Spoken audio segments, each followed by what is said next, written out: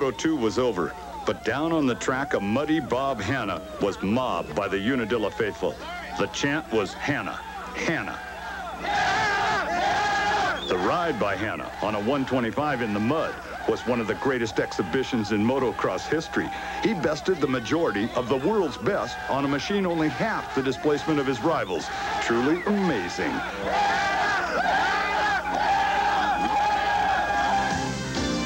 So now, after 2 motos, this is what the team scoring looked like thanks to the American domination of Moto 2. As you can see, Moto 3 would be the deciding moto. It would be Belgium versus the United States for the 1987 Motocross des Nations Championship. We're on the line for the 3rd championship deciding moto. You could bet both Johnson on the 250 and Ward on the 500 were looking for individual wins to sew up the title for the U.S. The final moto of one of the most prestigious motocross events in the world was underway.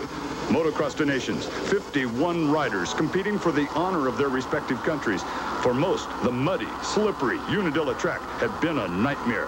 For others, like our first moto winner, Georges Jobet, the less than ideal conditions worked to their advantage, or should I say, to their liking. I like a lot the rain, the mud, because it's very heavy, very technical, very slippery. So you need a lot of technique, more than speed. So that's what I like. In the early going of Moto 3, Team USA's Rick Johnson was liking it better than anyone else, including Jobet. The Honda rider from El Cajon, California, shot into the lead. He knew that if either he or Jeff Ward could win their class, then the U.S. would sew up their 7th straight Motocross des Nations title. The pressure was on. If you think this was just another race, listen to Jeff Ward. Probably the biggest thing maybe all the riders think of is that they have a really bad day, and things don't go right. And if we lost the thing because of specific rider having a really bad day, and which I think we're all spot on. That shouldn't happen, but bad luck strikes at the worst times, and that's what's gone through my mind. I know we have the ability to win, and I should really hate to lose it here in the United States. So it's got a lot of additional pressure than it usually has.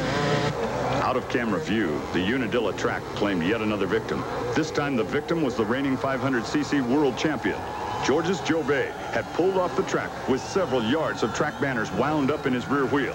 That was the end of Belgium's championship hopes. The hopes of the Dutch team, however, were still alive. Kees van der Ven on a KTM was leading the 500 class.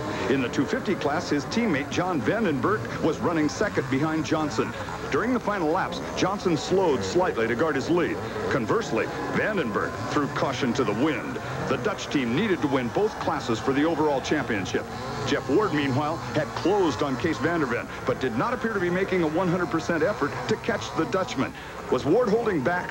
Afterwards, it was learned that Ward was instructed to hold his position and not endanger the impending overall victory.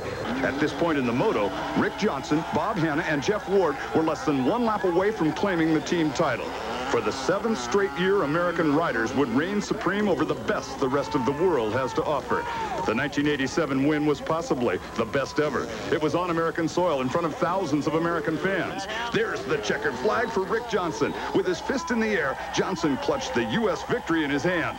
Ward held his position as requested, and the fans were rewarded with the sweet victory. On this day, it didn't matter if you played the game. What mattered was if you won or lost. Team America played the game and won big in front of the home crowd. For the best of American motorcycle racing, I'm Bruce Flanders.